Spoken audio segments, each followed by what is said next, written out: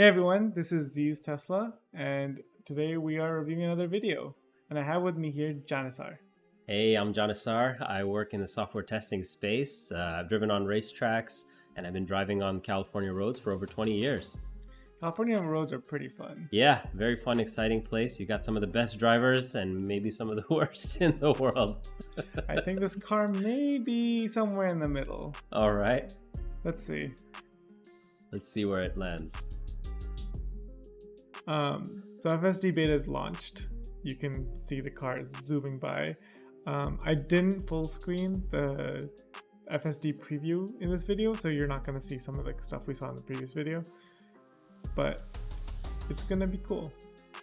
And had a great start. Yeah, we already had a little bit of a hesitation just turning into the main road with oncoming traffic coming onto the side, but yeah, at least we made it across the lines. We kind of made it. I mean, I had to take over. So like for you guys, like the car was slowing down in the middle of the intersection because it saw somebody starting to come. And like this is a pretty wide intersection. So what ended up happening? That's not a place where I would want to stop. I mean, I wouldn't want the car to hesitate when I'm turning with oncoming traffic coming right at me. Yeah, like you should have just scary. You should have just been confident and gone straight through. Like it had the space. Yeah, no, I think you did the right thing by turning it off there because you're like a sitting duck at that point. Yeah, if the car decides to stop. Yeah. So now, but like after that, it kind of like stabilized. What I think this video will show is that going straight is great, but it's when anything else happens that the car sometimes will hesitate a little bit. Mm-hmm. It's kind of like an 80%. Like it works well 80% of the time, and the remaining 20% you should take into account. But it's like those subtle moments, right? Those transitions, which is when you want that confidence. Yeah, right? exactly. When you're making a turn, when you have cars coming approaching, that's when you really want to have some confidence from the system. Yeah. So like here, there's another like a pretty interesting thing that's doing right now. We have like 0.4 miles left. I'm sure you guys can kind of make that out. Before the turn, yeah. Before the turn. Yeah. We should have probably been in the far right lane a while ago. Mm-hmm. So this one, it was like another kind of weird thing. I'm gonna rewind slightly. You can see it started going into the right lane and then accelerating because it thought the whole lane was empty. But this is kind of a city street with a 45 miles per hour speed limit. Yeah, that's where people enter and come out of driveways. As you can see, that's not the place where you want to be overtaking other cars. Exactly. So it speeding up there was just a little bit scary for me. Yeah. So I decided to again take over. But again, when it's going in a straight line, it's fine. But here the lanes were actually very hard to see. Mm-hmm. So I guess what happened was it suddenly realized that there was a lane there, and then decided that it could go in and accelerate. Yeah. One thing I did notice about like some of this driving is that I'm pretty sure they normalize their acceleration. Mm-hmm. So that means that it's just from 0 to 100%. It's like a percentage that the car is commanding to their wheels. Mm-hmm. So like for the other vehicles, the ones that don't have as much power as performance model, mm-hmm. that means that like 0 to 100% is a slower acceleration than my car. Oh, so if the normalization, it has to take into account the fact that this Model 3 Performance Edition is going to accelerate a lot faster, and it may be tuned for, say, the non-performance edition. Yeah, potentially. Which accelerates, it's still crazy fast, right? But it's less fast. And I've used to have that car before I got this one. So like yeah, that thing was still pretty quick. Yeah. But because they normalize it, like the acceleration is intense. Yeah. And it'll randomly it'll accelerate too much for certain areas as well. Here, I just felt a little. Yeah, I saw the little jitter on the steering wheel. Yeah, I just felt like a little too close to that curb. Yeah. I haven't actually seen it hit any curbs. I think it did in early days, but like since I got it didn't have a problem. Good. Yeah. I'm not going to risk my tires. So there was another one of those cases where like I just feel safer, but the car probably would have done okay. Yeah, I mean, there's also that perception of like, okay, we're getting too close for comfort, right? And we also want, as a driver, to know that you're not getting dangerously close to these obstacles. Yeah. It's always tricky when even as a passenger, sometimes, if I'm riding passenger and say you're driving, I might feel uncomfortable for certain things just because my perception is a little bit different. But in this case, it's the car that's controlling. You don't know how far it's going to go. Yeah, as a passenger, I'm definitely sometimes gripping my seat. Yeah. Especially when, since you're used to being on the left side as a driver, when you're on the right side, some things feel way too close and it's kind of scary. Yep. Like walls getting within a couple of feet. Yeah, exactly. Yeah. Another thing that was happening right now while we're talking was there's another 0.4 miles, and earlier in this section for the turn, there's a turn coming up. Yeah, in 0.4 miles, and the car had plenty of space earlier to get into the left lane and be in a more comfortable place to turn. And right now it's in this lane and has to now make us find its way into that lane that's going to be leading to the turning lane. Right, so it's almost like it's not getting ready for the turn early enough. Yeah, so because it's so late, now it has to find a time. Here too, it should be moving into that lane. Right. There was a good opportunity there. Yeah, but it chose not to. Before we have entered the intersection, there was a good opportunity there. So now now that the opportunity is gone, it has to do it in a slightly more risky way. So you see, it started doing it, and now because it's trying to go between two cars instead of go between a 4-car space, it hesitated because it thought the car was coming too fast. Right. So I took over, canceled it, restarted it. But that's another, it's just, why wouldn't you just do it when you have opportunity? Why would you wait? And I kind of get why a programmer would do it. They might just want to be saying something once you're within this threshold, move into the lane. But that doesn't always work. You think maybe the system didn't have enough confidence to take the first opportunity that it had? Yeah, well, I don't think it's confidence. I think it's it didn't look for the opportunity or an opening until it reached some distance. But for roads like this, which are so big and so crowded, or El Camino in the Bay, you don't want to wait that long. Right. Yeah, you definitely want to be preparing your move earlier, because the traffic will come at you so hard that it might then put the car in a more dangerous situation. Yeah, exactly. Yeah. You don't lose anything by going earlier. Here I misread the map and I actually took the wrong turn. I feel like if I trusted the car, technically I would not have missed the turn. So this is a driver doing worse than postal stabbing. All right.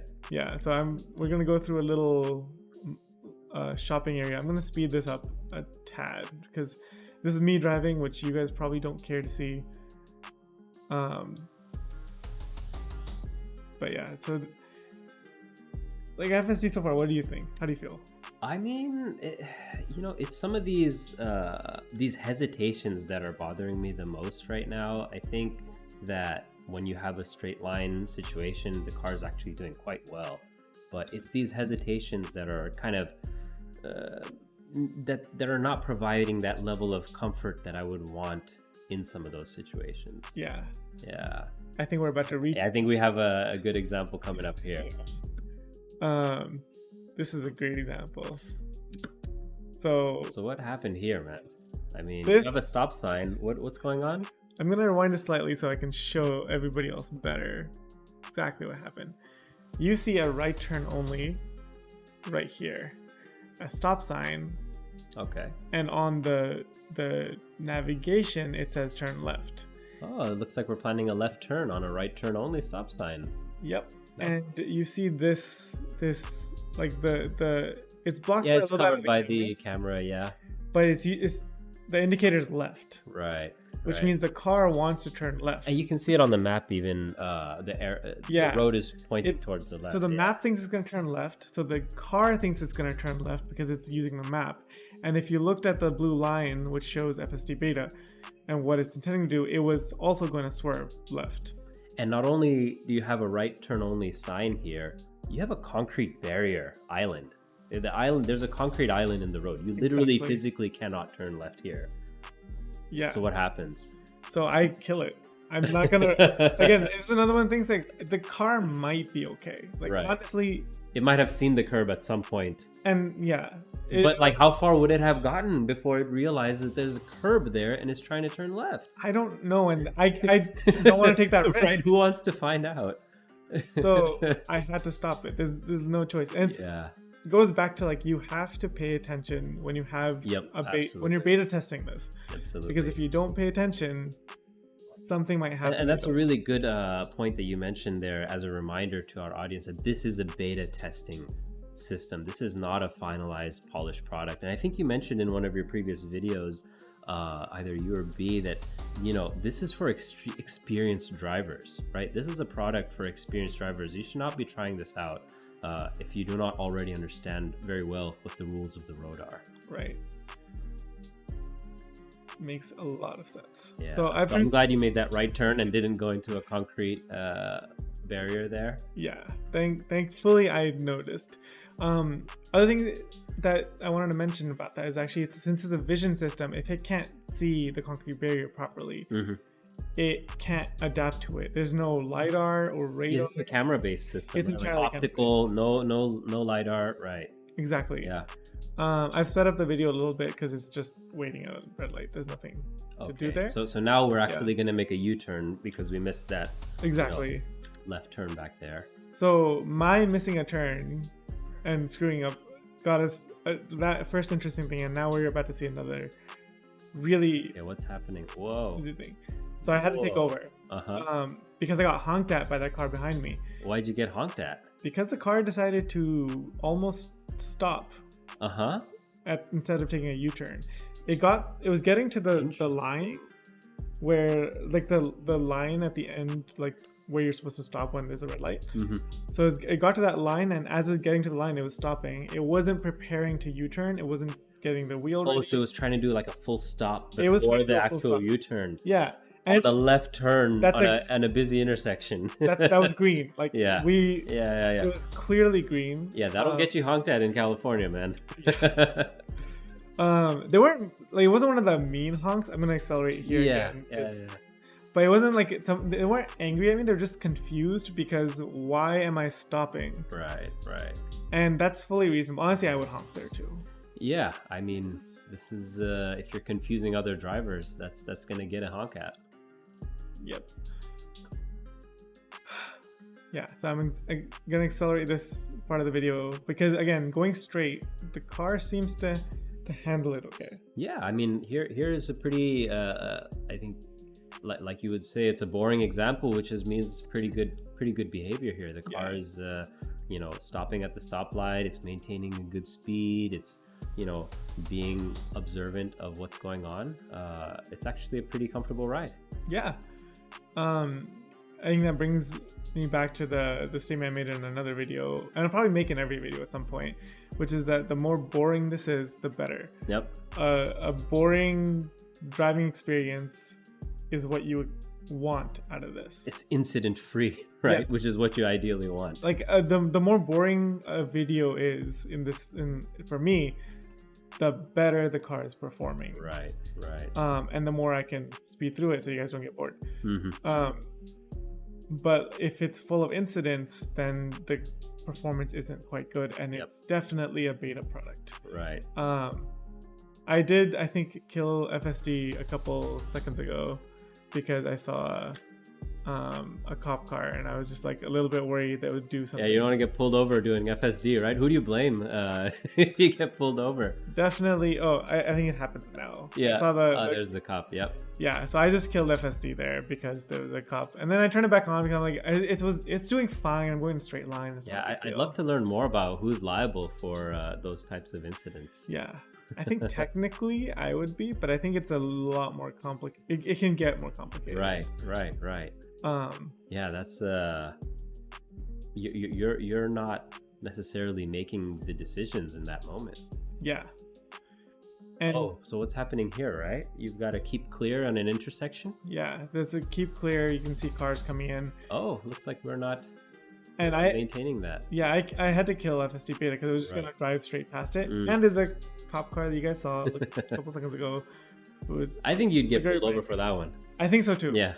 And you saw all the other cars were keeping clear, so the Tesla could not figure out to keep clear. Right. It's probably just not programmed to do it.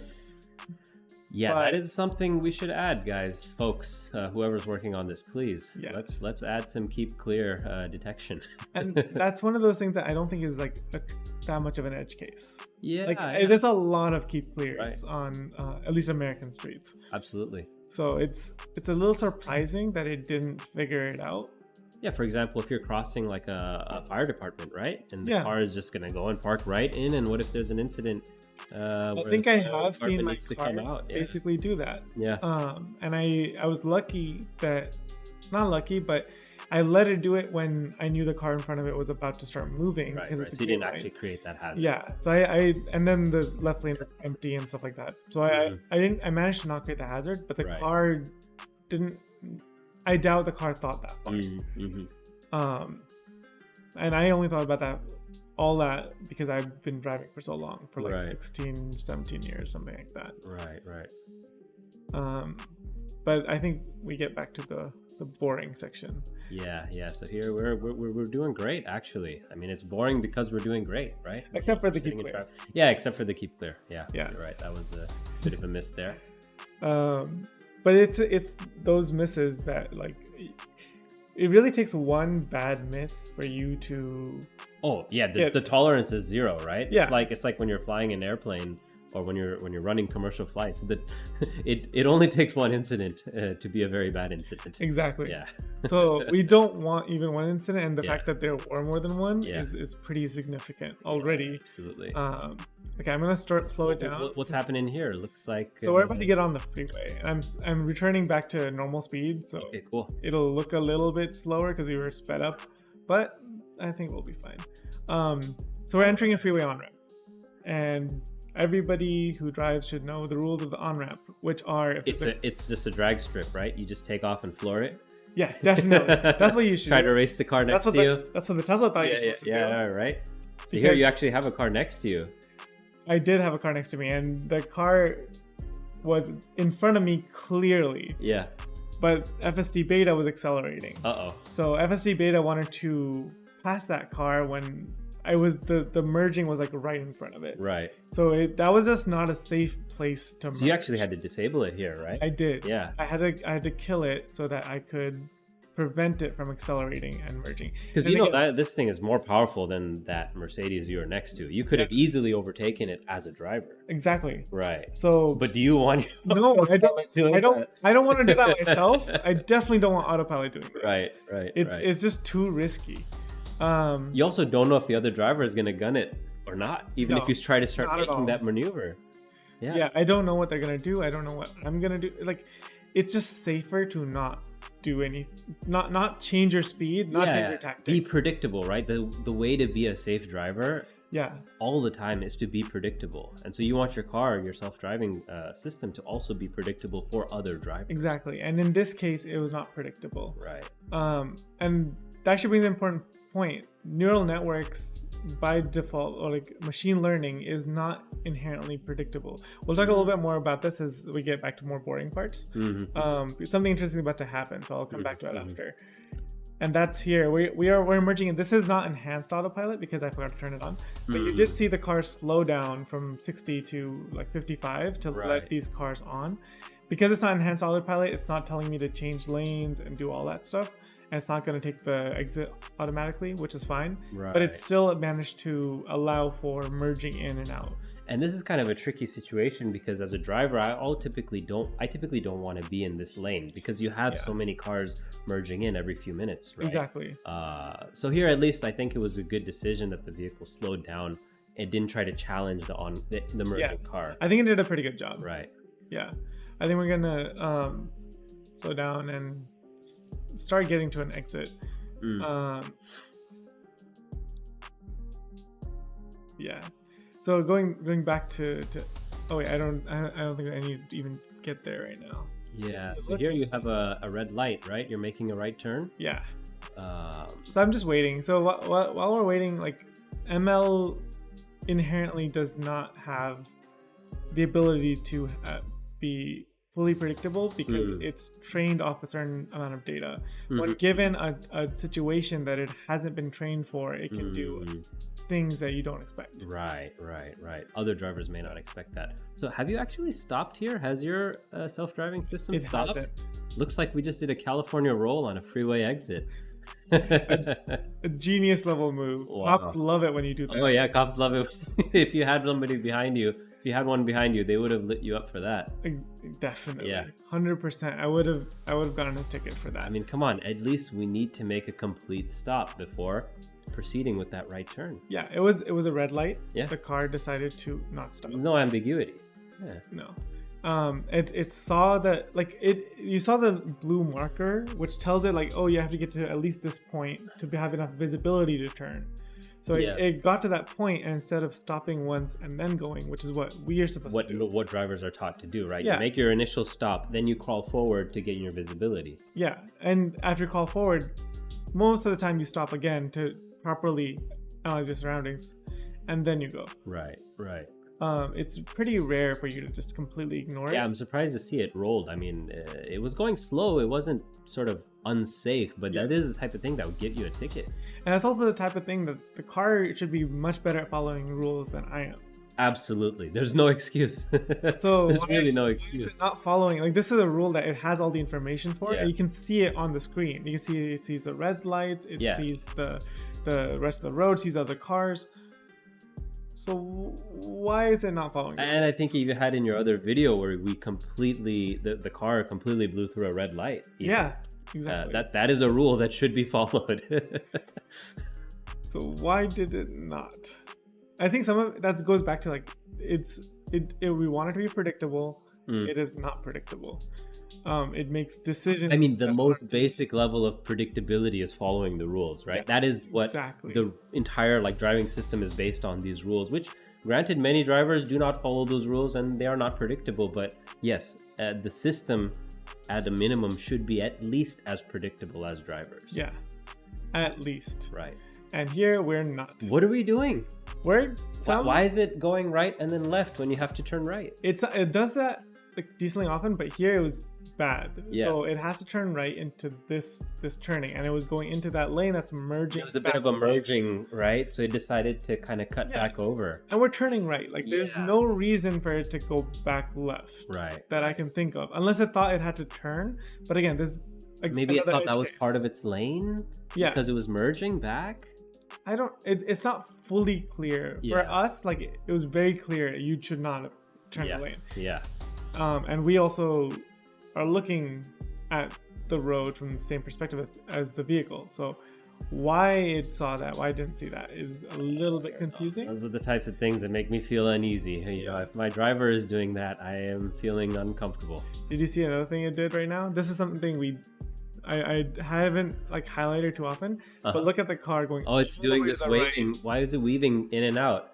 That's the type of thing that gets you pulled over. A cop might think you're drunk or something. It's super confused about the lanes, and it's even worse that it's getting into this double yellow line. This part, I think we've got to talk about this one. Yes, I have to do it. What is happening? It's getting into the double yellow because the turn is coming up, but the turn is at a stop sign. Yeah. And there's nothing in front of it. So why would it need to go into the middle lane that's for turning only when there's no turns? There's no obstacle to even avoid. There's no traffic. There's no other cars. And yet we're leaving a perfectly good driving lane and going into a lane that's meant for turning only when there's no turns available for it. Right. So I had to kill it and bring it back to the stop sign. It might have done it automatically, but it shouldn't have gone there in the first place. I'm not going to let it keep making decisions. You have to kill it at some point when it's doing these unpredictable behaviors. And it did unpredictable behavior again. You can see that it thinks there's another stop line here when there's nothing on the road. And it sees this car and it also got confused. And as a result, it stopped in the middle of a stop intersection. Did it actually make a stop here? It was about to stop. It was about to. Right. I felt it, like, start decelerating. And you had to cut it off and take control. Exactly. And I accelerated. Yeah. See, you really have to be paying attention in these split-second moments with FSD to be able to take over. Exactly. Right? If 'Cause you weren't looking, if you had, closed your eyes for a second, looked at your phone, you could have missed that. And there could be cross traffic. Or people. Like, it's really easy to hit a person when you're being unpredictable as a driver. Right. And when you're not paying attention. Yeah, that's wild. Yeah. I Please pay attention. I just stop to breathe here. Yeah. Take a breath. Yeah. But thankfully, the rest of the drive is boring. All 1 minute of it. Okay. But I'll speed through it. So, yeah. What are your thoughts on this beautiful ride? Oh man. I mean, obviously, this is fascinating from a technology standpoint. The fact that we can even do a few minutes, a few seconds of driving without hands on the wheel, without feet on the pedal. Like, this is fascinating, but at the same time, it's still very scary. The fact that this is something that is released on public roads to people who may or may not be so diligent when they enable it. I think everybody, all of your viewers need to be aware that this is a real something to be very careful with. Yeah, it definitely takes some of the load off driving, but at the same time, I don't feel like I can fully confidently let it do its thing. Right. And that's kind of the state it's in. Yeah, I agree with you there. Yeah, it can do a lot, but it definitely needs that monitoring to kind of get to hopefully a point where one day it is fully trustable. Waiting for that day. Awesome. I would love to not pay as much attention.